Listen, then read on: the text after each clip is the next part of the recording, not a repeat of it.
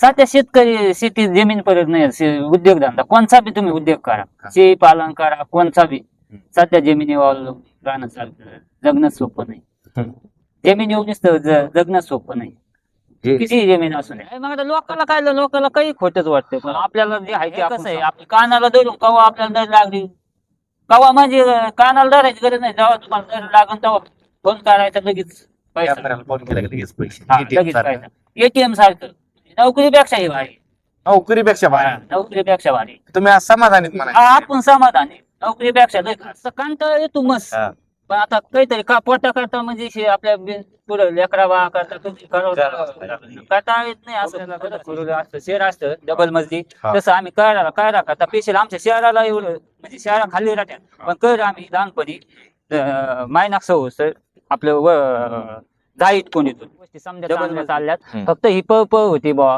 आता पहिल्यासारखी म्हणजे आता सांगायला काय खरं बोलू का, बरोबर आहे ना. म्हणजे आता वावराचे कोणी करीला आलं तरी तोंड टाकून बोलते. विचारलं का कोणाला ते म्हणते आपलं तुमचं हे गावराने हेच चांगलंय. त्याच आपल्या भागात एवढं हे होत नाही, शेत होत नाही.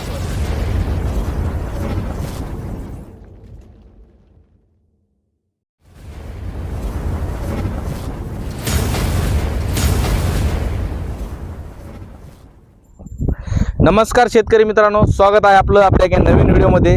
शेतकरी मित्रांनो, माझ्या पाठीमागे तुम्ही पाहू शकता तुम्हाला शेळ्या दिसतात. सध्या आपण एका डोंगर पट्ट्याच्या भागामध्ये उभा आहोत. सध्या आपण आहोत कीर्तनवाडी गाव, तालुका पाथर्डी, जिल्हा अहिल्यानगर या ठिकाणी. शेतकरी मित्रांनो, आपण आपल्या चॅनलवरती बरेचसे शेळी पालनविषयी फार्म बघितले, जे की डायरेक्ट फार्मवरती जाऊन आपण मुलाखती पाहत असतो. आजची मुलाखत ही एक आगळीवेगळी आहे मित्रांनो. ह्या शेळ्या तुम्हाला दिसतात, या सर्व गावरान जातीच्या शेळ्या आहेत आणि ह्याची संख्या आहे जवळपास 100. शेतकरी मित्रांनो, शेतीला जोडधंदा म्हणून शेतकरी शेळी पालन करतो, दुग्ध व्यवसायामध्ये गाय पालन करतो, म्हैस पालन करतो. तर हे जे शेळ्या आहेत मित्रांनो, एक शेतकरी या शेळ्याचं पालन पोषण करतो, कशा पद्धतीने एवढ्या मोठ्या शेळ्या हँडल करतो, कशा पद्धतीने हे जे शेळ्या आहेत हे शेळ्यांचं चाऱ्याचं व्यवस्थापन असतं. आता एवढ्या मोठ्या शेळ्या सांभाळायचं म्हणलं तर सगळं नियोजन असतं. तर त्यांचं घरी कसं नियोजन आहे, शेड कसं बांधलेलं आहे, ह्यांना चारा किती लावलेला आहे, का सगळं बाहेर फिरूनच करतात, ह्याचं वार्षिक उत्पन्न किती आहे, संपूर्ण माहिती आपण या शेतकऱ्याकडून पाहणार आहोत. मित्रांनो, तुम्ही जर चॅनलवरती नवीन असाल चॅनल सबस्क्राईब करा आणि हा व्हिडिओ आवडला जास्तीत जास्त शेअर करा ज्यांना शेळी पालन करायचे किंवा करत आहेत. चला पाहूया सविस्तर माहिती.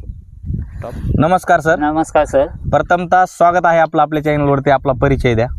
आपलं नाव संदीप माणिक कीर्तने, राहणार कीर्तनवाडी, तालुका पाथर्डी, जिल्हा अहिल्यानगर. बर.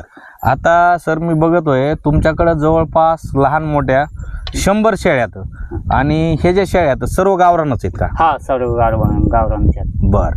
आता शेतकरी मित्रांनो, आज आपण एक आगळी वेगळी मुलाखत, चलती फिरती मुलाखत पाहणार आहोत. हे शेतकरी आहेत डोंगर पट्ट्यामध्ये शेळ्या चारताना. आपल्याला जेवढी शेळी पालनाबद्दल जाणून घेता येईल तेवढे आपण घेत आहोत. तर आता आम्हाला सांगा की आपण शेळी पालन सुरुवात कधी केली होती? ही आपली बऱ्याच दिवसापासून आहे. पहिल्या थोड्या होत्या, आपल्याकडे 10-12 शहरा होत्या. 10-12च्या आपल्या 100-150 शहरा पोत गेल्या. पण परत आपल्याला ते लईच अंदाज दिसाना म्हणून परत आपण कमी करीत आणल्या.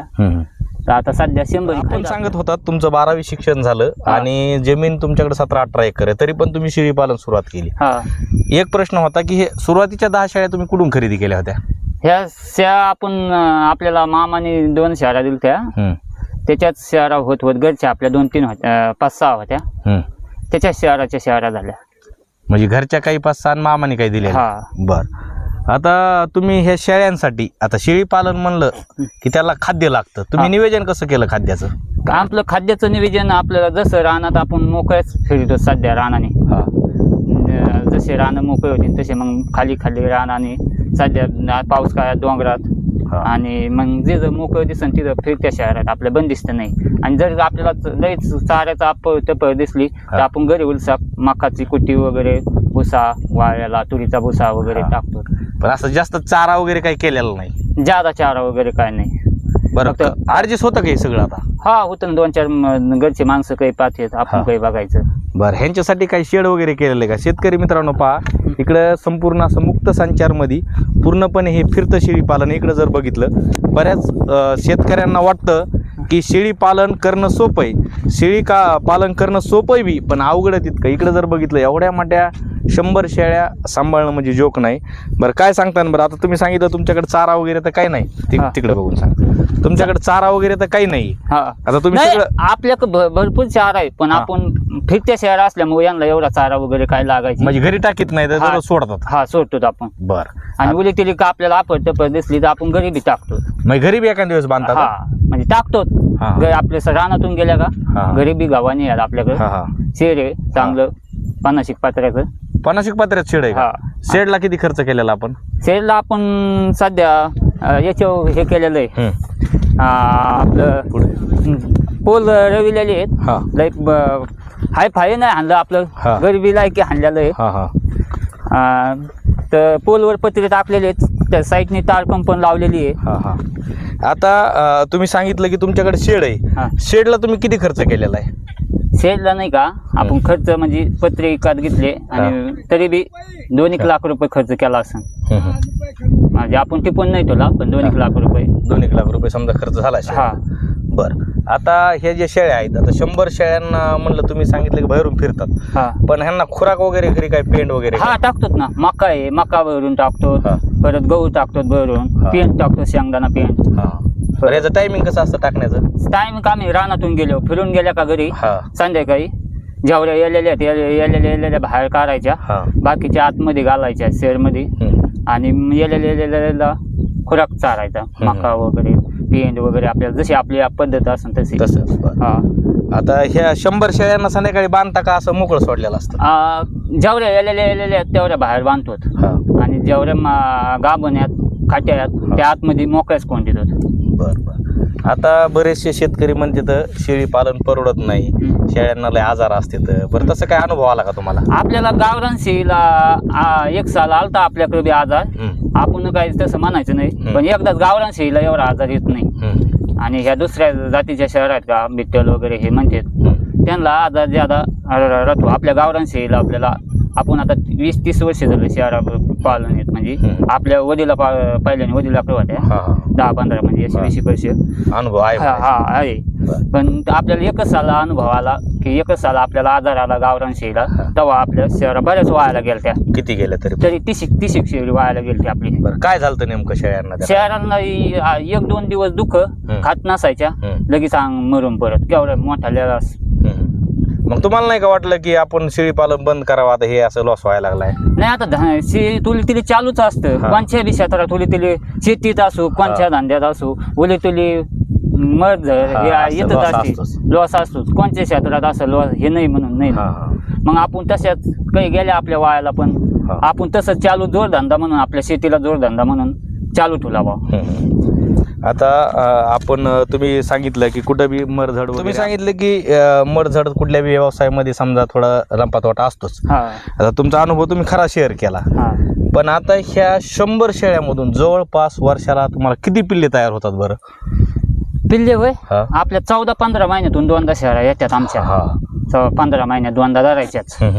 2दा काही शेळी काही 1 देतात, काही 2 देतात, काही 3 देतात. पिल्ले किती होते पण एक अंदाजे तुम्हाला ध्यानात असेल ना की एवढे पिल्ले होते 15 या महिन्यामध्ये?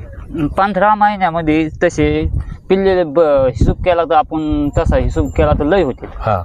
पण सारखं चालू असते असं आपल्या असे एकखटी येत नाहीत ना, त्या अशा आज 5-6 उद्या 5-6 अशा म्हणजे मागं पुढे शेळ्या असे म्हणजे एकखटी येत नाहीत. पण 14 महिन्यातून 15 महिन्यात म्हणजे 14-15 महिन्यात 2दा शेळी येते. सरासरी एका शेळीला 3 कर सरासरी पकडून चालायचं आपल्या हिशोबाने. 3 किंवा 2 3 किंवा 4 म्हणजे 2 नाही. म्हणजे एका शेळीला 15 महिन्यात 3 किंवा 4 म्हणजे वर्षातून 2दा समजा ते 14-15 महिन्यात, त्याच्यामुळं 4 किंवा 3 धरून 3च धरून चालू आपण. सरासरी 3 धरून. बरं. आता हे आपल्या ज्या शेळ्या आहेत कोणी असं, हे आता शेळ्या तुम्ही सांगितलं की 3 जरी धरले तर 100 शेळ्याची पिल्ले किती व्हायले? 10 शेळ्याचेच बघा ना किती व्हायले, 3, 10, 30 म्हणजे 300 पिल्ले व्हायले. 300. तर त्यामध्ये तुम्ही म्हणजे जे पिल्ले आहेत होणारे त्यामधल्या पाठी तुम्ही ठेवता, बोकडं विकता का सगळं विकता, कसं करता? आपण जशा शहर आपल्या जशा पाठी त्या चांगल्या पाठी वाटत्या, आपल्याला ज्या योग्य पाठी वाटत्या शेळी तयार होईल चांगली त्या ठुतो, आणि वयस्कर शहर आपण काढतो परत. आणि बोकडं विकून टाकतो आणि जे आपल्याला पाठी काही आपण पाठी विकतो, जशी गरज लागेल तसं आपण विकित चालतो.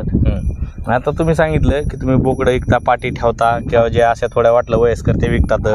बरं तुम्ही सांगितलं हे 100 शेळ्यापासून 14-15 महिन्यात वर्षात उत्पन्न किती होतं म्हणले? 9-10 लाख रुपये. 9-10 लाख. बरं हे लोकांना खोटं वाटत 9-10 लाख म्हणले? नाही, मग आता लोकांना काही खोटच वाटतं, पण आपल्याला जे आहे ते आपण सांगतो. म्हणजे होतंय म्हणूनच हे करतात तुम्ही. बर, आता ह्या शेळ्यामध्ये एक असा अनुभव आहे का तुम्हाला की एखादी शेळी समजा अशी गाभण राहत नाही किंवा काही असे प्रॉब्लेम आहेत का? हा, आहेत ना, तसे बी असतात ना. नाहीच ते तसं नाही, तसे राहतात. ते आपल्याला नाहीच घाबन राहत असली नाही राहिली, आपण बरीच 2 वर्ष वाट पाहतो, नाहीच राहायचे अंदाज दिसली तर आपण इकून टाकतो, नंतर डॉक्टर काही इलाज करतो आपल्या जसे. बर, आता हे जे शेळ्या तुम्ही सगळं सांभाळतात, तर आता अशा पडक भागात दिवसभर असा फिरून कंटाळा वगैरे येत नाही का आपल्याला? आता कंटाळा येतो मस्त, पण आता काहीतरी पोटा करता म्हणजे आपल्या पुढे लेकरा बा करता काहीतरी करावं लागलं, कंटाळा येत नाही असं थोडंच आहे. बरोबर. बरं, आता ह्याचं मार्केटिंग कसं करता? समजा ते पिल्ली विकायची बाहेर बाजारला घेऊन जाता का घरी विकता? तसं आपण घरी व्यापारी आले, घरी बोलतो व्यापारी आपले समजे संघ स्लॉट विकायला येत नाही. जशा शहर येतात तसे आपल्याला म्हणजे महिन्याला 2 महिन्याला लॉट विकायला येतो. आपल्याला 30, 20, 30, 40 काय राहतात लॉट विकायला. जसं आपल्याला योग्य वाटेल त्या पद्धतीने आपण देऊन टाकायचे. बरं, केवढ्याला एक मिनिमम कडू विकत गावरांचं? गावरांचं कमीत कमी 6,000च्या पुढंच. 6,000च्या पुढंच? हा, 6,000 रुपयाच्या. किती महिने सांभाळावं लागतं ते पिल्लू? आपल्या जसे शेळीला दूध असन, जसं कवडं असन, जशी म्हणजे शेळीचं एका शेळीला एकच कवडं असलं तर ते 3 महिन्यात विकायला येतं. आणि जर 2 कवडं असले तर 4 महिने लागतात, आणि 3 कवडं असले तर 5 महिने लागतात. पण जास्तीत जास्त असं तुम्ही किती महिने सांभाळता? समजा जास्त 5 महिने, 5 ते 6 महिने. बरं, 5 महिन्याचं बोकड 6,000च्या पुढे जातं? हा, 6,000च्या पुढे जातं. बरं, आता हे जे तुम्ही वन टाइम आजपर्यंत एवढ्या तुमचा 10-20 वर्षाचा अनुभव आहे, वन टाइम तुम्ही किती कड विकले होते बरं असे एकदाच? असं आहे काय? हा, आपण एकदा विकले ना 40, 50 कड. एवढा लॉट वन टाइम तुम्ही विकतात? हा, वन टाइम. मग एकाच व्यापाऱ्याला देता का असं फोडून विकता? आपण व्यापारी घरी आला का त्याला कोणते त्याला आपले बरेच कैर असतात, काही लहानले असतात, काही मोठाले असतात. तुम्हाला त्याला दाखायचे तुला कोण किती तुझ्या हिशोबाने काढ, तुला नंतर आपल्या हिशोबाने काढायचे. तुला कोणते तू म्हणला मला एवढे 40 कैराचं बोला, 40 कैराचं बोला, एकदाच बोलायचं. हा, एकदाच हिशोबाने. हा, हिशोबाने. मग त्या पाठी बोकड्या समजे संगत, मग ते आपल्याला जेवढ्याला आपल्याला योग्य वाटेल त्याला योग्य वाटेल त्या हिशोबाने यावर फोटो आपला. बर, आता मग तुम्ही ह्यामधले शेळ्या विकतात का काही, का निसते तेवढंच? नाही, शेळ्या विकतात ना. वयस्कार झालेल्या शेळ्या आहेत का जे आपल्याला योग्य वाटत नाही, दुधाला कमी आहे बाबा, वयस्कार झाली, ते शेळ्या देतो आपण. बर, आता ह्या शेळ्यांना लसीकरण आपण केलेलं आहे का 100 शेळ्यांना? आपण हा, आता लंपे आणि एक औंदा दुसरं एक आणलेलं आहे. म्हणजे डॉक्टर येऊन आपलं लसीकरण वगैरे तुम्ही लसीकरण पण करता म्हणायचं, लक्ष आहे म्हणायचं. बरं, आता कसं असतं शेळी पालन करायचं म्हणलं, गावरान शेळी पालन हे गावखेड्यातलं शेळी पालन आहे. तुम्ही सांगितलं की गावरान शेळ्यांना कसे समोर आहे तसे गावरान शेळ्यांना आजार तर कमीच आहेत, पण तरी पण आता एखादा बाय चान्स तुम्ही सांगितलं की एकदा आजार आलता, शेळ्या निसत्या मरायच्या हे व्हायच्या, पण ह्या शेळ्यांना असं काही दररोज असं एखाद्या शेळ्या एवढ्या मोठ्या शेळ्या म्हणल्या एखादी शेळी अशी संध्याकाळी तुम्हाला घरी गेल्याच्या नंतर कुचमाल्यावणी आजार असं काही दिसतात का लक्षणं? हा, लक्षणं दिसतात ना. काय बरं? समजा एखादी चरत नाही दिवसभर रानात गेलो, मग डॉक्टर बोलायचा, त्याला इंजेक्शन वगैरे मारून घ्यायचे, काही देंदा त्यांना, मग डॉक्टरच्या सल्ल्याने आपण गोळ्या औषधं देते ते. तोपर्यंत घरगुती काही इलाज वगैरे करता का? असे काय आहेत का तुमच्याकडे आयडिया की शेळीला असं झालं तर असं केलं तर शेतकऱ्यांना जास्त त्रास होणार नाही? आपण सध्या औषधं वगैरे डॉक्टरने दिलेले असतात ना, तेच औषधं वगैरे पाहिजे. म्हणजे घरगुती काही करत नाही? समजा घरगुती काही नाही तसं. बरं, एखादी शेळी फुगली बिगली काही प्रॉब्लेम आला तर तसं पहिलं कसं लोक तेल पाजायचे, कुठं काहीतरी अशा आयडिया आहेत का तुमच्याकडे की ज्या शेतकऱ्यांना माहिती होत्या? नाही, तेल वगैरे पाहिजे. एखादी कळू वगैरे देंडायला लागलं तर शेळीच्या दुधात हळद टाकून पाजायचं. हे महत्वाचं. हा, तसं हळद वगैरे टाकून दुधात पाजितो काही. परत म्हणजे ही गोष्टी कसं असतं, ह्या शेतकऱ्यांना ते नवीन माहित नसतात. हा, कथा सोहरा वगैरे घरगुती उपाय मग तसे चालूच असतात, जसं जसं ज्याला योग्य वाटतं तसं. मग हेच गोष्टी आपण आपल्या शेतकऱ्यांना दाखवत असतो. बरं, आता ते झालं त्या संदर्भात. पण काय होतं, आता शेळी पालन म्हणलं की आपलं मेन उत्पन्न असतं होणारे आपले पिल्ले. पिल्ले. मग ते पिल्ले चांगले होण्यासाठी चांगल्या तब्येती होण्यासाठी, पिल्ले मरू नये त्यासाठी काय उपाययोजना आहे बरं? जन्मल्यापासून काय करायला पाहिजे, कशी काळजी घेतली पाहिजे पिल्लाची? आपण सध्या पिल्ल्याला नाही का जन्मलं का पिल्ल्याला खाली आपशी मोकळ्या जागेत खाली जागा चांगली वगैरे, आमच्या पिल्ल्याला डायरेक्ट आम्ही खाली मांडीतच नाही झाले, आपलं डायरेक्ट आपलं वर कोंबड्याला कसं खुरोलं बांधलेलं असतं, कोंबड्याला कसं खुरोलं असतं, शेर असतं डबल मजली, तसं आम्ही काय राखा पेशल आमच्या शहराला एवढं म्हणजे शहरा खाली राहतात, पण कर आम्ही लहानपणी मायनाक सवस तर आपलं जाईत कोणीतून डबल मजली. म्हणजे तुम्ही पिल्लांसाठी सेपरेट व्यवस्था केली? हा, पिल्लांसाठी आपण सेपरेट व्यवस्था आहे, म्हणजे पिल्ल शहरात नाही ठेवायचे आणि खाली जमिनीवर सुद्धा ठेवायचे नाही. का बरं? जमिनीवर त्यांच्या खालून त्यांना लहानपणी लहान असल्यामुळे त्यांना त्रास होतो, त्यांना दुखणं आजार हे जमिनीचं खाली ओली जागा चांगली जागा नसल्यावर त्यांना हे होतं. फक्त पेयापुरते स्वराचे पेले की आपण त्यांना जेव्हा ते काही खात नाहीत तेव्हा त्यांना वरची वरच कोंडीत होतं. बरं, किती महिने तुम्ही त्या जाळीमध्ये कोणतात पिल्लांना? पिल्लं खायला नाही लागूच तर म्हणजे तरी पण किती महिने समजा असं? महिनाक सर, महिनाभर समजा जाळीमध्ये. हा, नंतर त्यांना खायला काय सुरुवातीला काय कुठलं खाद्य दिलं पाहिजे पिल्लांना? त्यांना आम्ही बोरीचा पाला वगैरे, शेवरी बिवरी, घास वगैरे घरी घास कापून टाकतो, बांधतो आपलं याला जाळीला त्याला, परत बोलीतील शेवरीचा पाला 10 गुंठ्यात शेवरी लावलेली, ती शेवरी मोरून आणायची, ती बांधायची. पिल्लांसाठी शेवरीचा पाला लावलेला आणि बोरीचा पाला बोरीचा पाला ते बांधायचं आणि ते खाऊ घालायचं. बरं, पेंड वगैरे ते खायला लागले, पेंड वगैरे चारायचे. बरं, आता हे पिल्लू जन्मल्यापासून किती दिवस त्यांना शेळीचं आईचं दूध द्यायला पाहिजे बरं? दूध आपण जेव्हा आपली झवार घाबन राहत नाही, जवळ पितय तवार पिऊन द्यायचं, जवार पितय तवार पिऊन द्यायचं. जवळ पितय तवार पिऊन द्यायचं. बरं, आता हे जे पिल्ले आहेत, ही पिल्ले तुम्ही सगळं सांभाळ करता, विकता, शेळी पालन आता तुम्ही सांगितलं तुम्हाला वर्षाला एवढं उत्पन्न होतं, सगळ्या गोष्टी, पण हे करत असताना तुम्हाला असं कधी नाही का वाटलं की आपण हे न करता दुसरा एखादा व्यवसाय केला असता तर आपल्याला यापेक्षा अजून पैसा राहिला असता? आता आम्हाला वाटतं बंदिस्त करावं, आता आम्ही आपलं बंदिस्त करावं. आता आम्हाला ह्याची वासना आता अशी लय पळपळ होती, हे होती, आपण हाफ बंदिस्त किंवा फुल बंदिस्त करावा, अर्ध बंदिस्त किंवा पूर्ण बंदिस्त करावा ही इच्छा तुमची होती. कशामुळं? फक्त पळपळ होती म्हणून. पळपळ होती म्हणून, फक्त पळपळ होती म्हणून. बाकीच्या गोष्टी सगळ्या चांगल्या चालल्या, बाकीच्या गोष्टी समजा चांगल्या चालल्यात, फक्त ही पळपळ होती बुवा. आता पहिल्यासारखी म्हणजे आता सांगायला काय खरं बोलू का? नाही, बरोबर आहे ना. म्हणजे आता वावराचे कोणी करीला आलं तरी तोंड टाकून बोलते, हे करते. हे महत्वाचं आहे की लोक पहिल्यासारखं सांभाळून घेत नाहीत आता. मग तेच मला म्हणायचं होतं की 100 शेळ्या सांभाळणं सोपं नाही, आणि ते बी पूर्णपणे अशा चाऱ्यावर, म्हणजे दुसऱ्याच्या जमिनीवर आधारित, किंवा पडक जमीन आहे, तुमचा डोंगर भाग आहे म्हणून तुमचा ऍडजस्ट होतं. पण काही लोकांना जमिनीच नसतात, काही लोकांना पडक भागच नाही, मग त्यांच्यासाठी त्यांना वाटतं 100 शेळ्या ते माणूस सांभाळतो, आपण घेऊ शकतो, मग घेते. पण पुढे प्रश्न असतो चाऱ्याचा. चारा करावा, पाणी नाही. बरं, पाणी आहे तर काही लोकांना जमिनी नाहीत, म्हणजे असे अनेक प्रश्न आहेत. आणि शेळी पालन तर परवडतं, कारण आता मटणाचे भाव जर आपण बघितले तर 800-900 रुपये किलो मटण चाललंय, त्यामुळे ह्या बोकडांना किमती जास्त आहेत गावरांना. बरं, आता ही बिटल, शिरोई किंवा काटेवाडी आता भरपूर जाती आल्या शेळ्याच्या. आता ह्या शेळ्यापेक्षा त्या शेळ्याच्या किमती तर जास्त आहेत, त्या बकऱ्याच्या किमती जास्त आहेत. मग तुम्हाला नाही का कधी वाटलं की आता आपण गावरान मोडावं आणि ते शेळी पालन करावं असं वाटतं? पण विचारलं का कोणाला ते म्हणते आपलं तुमचं हे गावराने हेच चांगलंय, त्याच आपल्या भागात एवढं हे होत नाही, सेट होत नाही. त्याच्यामुळे मग आपण करायच्या म्हणतो, आपला विचार आहे त्या आणायच्या, मुली आपण म्हणजे 10-5 आणायच्या, बघायच्या. पण मग हे चाललंय ते बी डोक्यात नियोजनाने, एक बंदिस्त, हाफ बंदिस्त किंवा फुल बंदिस्त करायचं नियोजन चाललेलं आहे सध्या. तुम्ही सांगितलं की आता तुम्हाला वाटतंय की पळपळ जमाना, आता बऱ्याच दिवसापासून शेळ्या सांभाळतात, कारण प्रत्येकाला थोडंफार कुठंतरी जे आपण पैसे कमवतो त्याचा आराम बी पाहिजे ना. आता तुमच्या ध्यानात आलं की कुठंतरी आपण पूर्ण बंदिस्त किंवा अर्ध बंदिस्त करायचं, मग त्यासाठी काय नियोजन तुमच्या डोक्यामध्ये?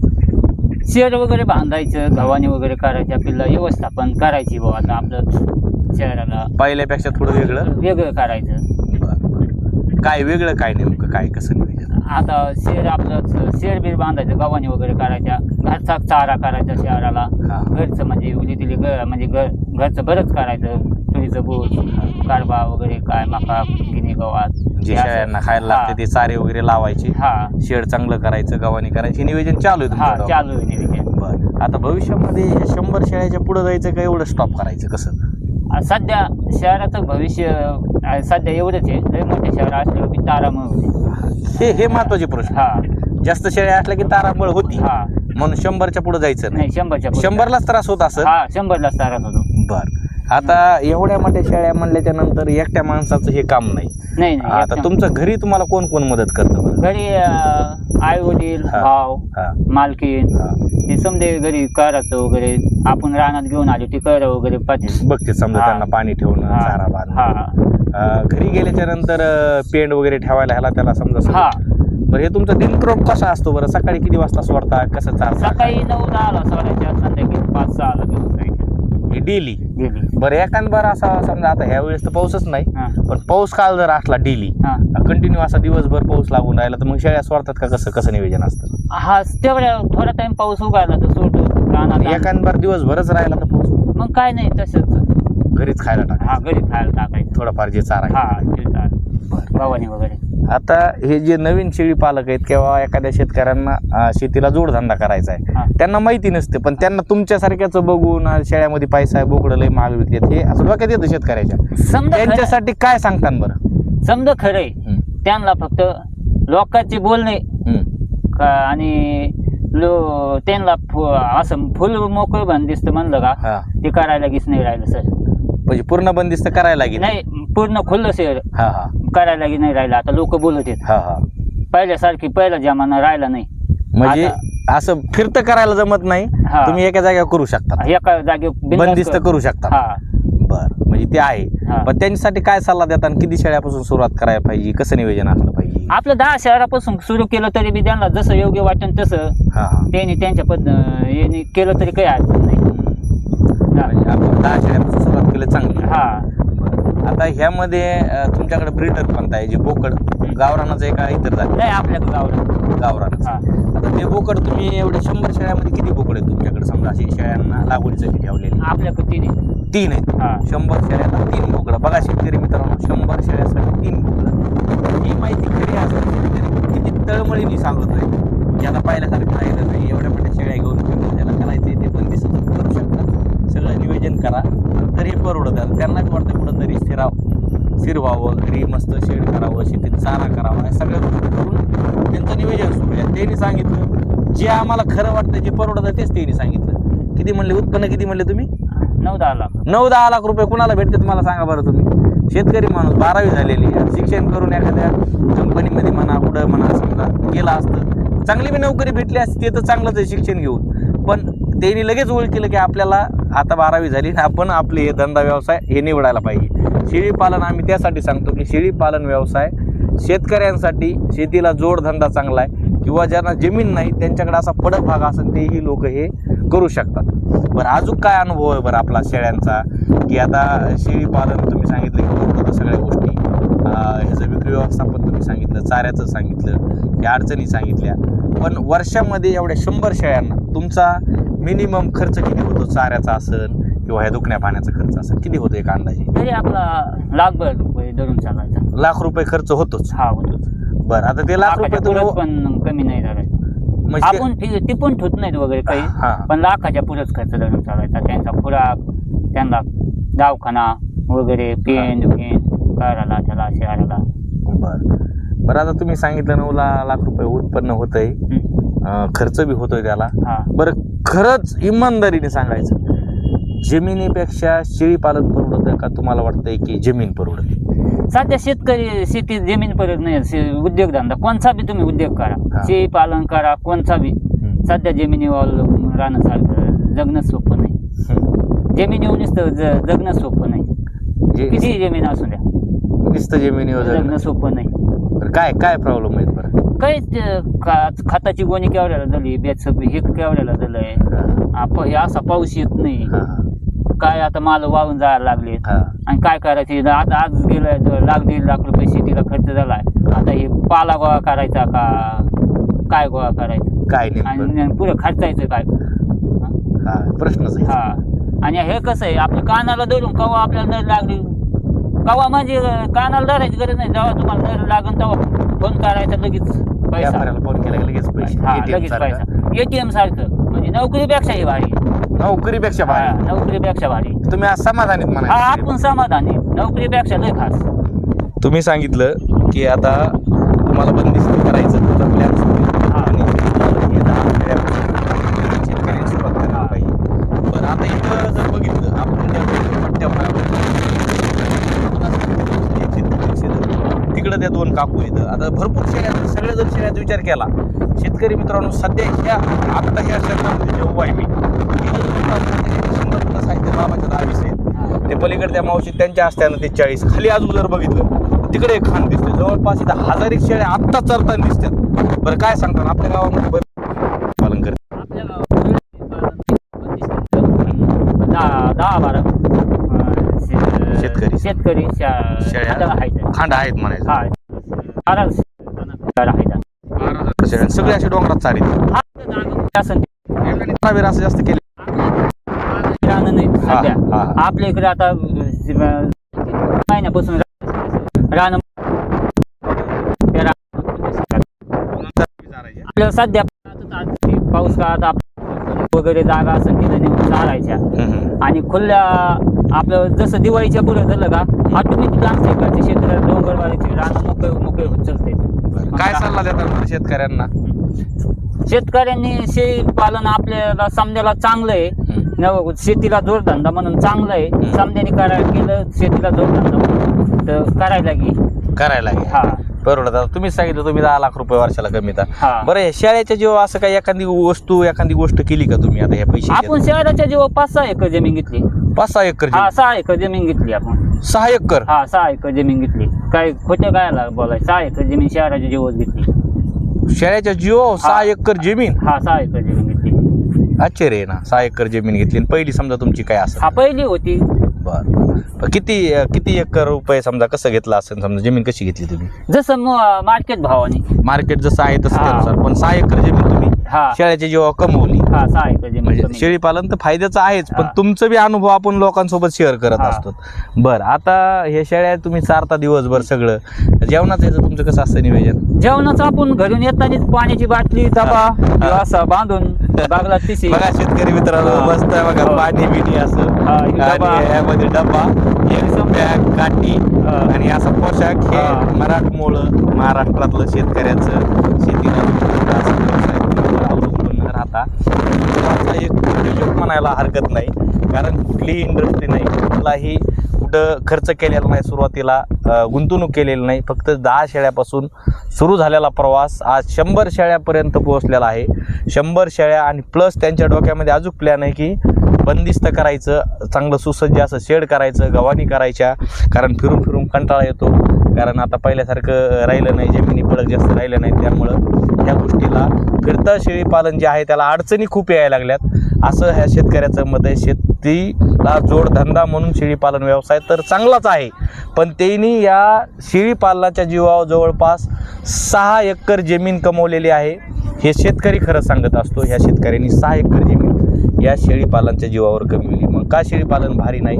तुम्ही अशा व्यवसायाच्या शोधामध्ये असाल शेतीला आपण काय जोडधंदा करायला पाहिजे तर ह्या शेतकऱ्याचा अनुभव आम्ही शेअर केला. तुम्ही ही शेळी पालन वर्षामध्ये 15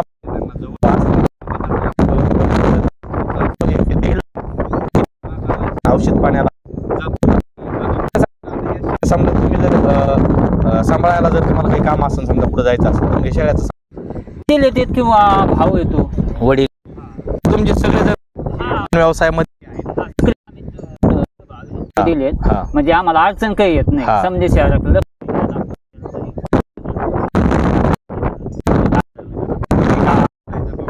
काम सगळेजण या व्यवसायामध्ये सगळेजण या व्यवसायामध्ये खुश आहेत. खुश आहे. बघा शेतकरी मित्रांनो तुम्ही हा व्यवसाय करू शकता ज्यांना शेळी पालन करायचंय किंवा जे करत आहेत अशा खती पाहत राहा. फार्मला काय अडचणीत गोष्टी आपण जाणून घेण्याचा प्रयत्न केला. शेतकरी पूर्ण गावरान जात कशामुळे भारी येते यांनी सांगितलं, खर्च कमी आहे, आजार जास्त येत नाहीत. हा बरोबर आहे ना, हा एकदम खर्च कमी यांना. खर्चच नाही. हा, तर अशी जात तुम्ही निवडू शकता. डोंगर पट्ट्यामध्ये दम धरणारी जात आहे. त्यांनी सांगितल्या पद्धतीने तुम्ही यांचा अनुभव तुमच्यासोबत शेअर करण्याचा मी प्रयत्न केलेला आहे. शेतकरी मित्रांनो, हा व्हिडिओ तुम्हाला कसा वाटला नक्कीच कमेंट करा, लाईक करा, जास्तीत जास्त हा व्हिडिओ शेअर करा. असेच नवनवीन व्हिडिओ पाहण्यासाठी तुम्ही चॅनलवरती नवीन असाल तर जाता जाता चॅनल सबस्क्राईब करा. थांबूया इथंच. राम राम. राम राम. बस ना.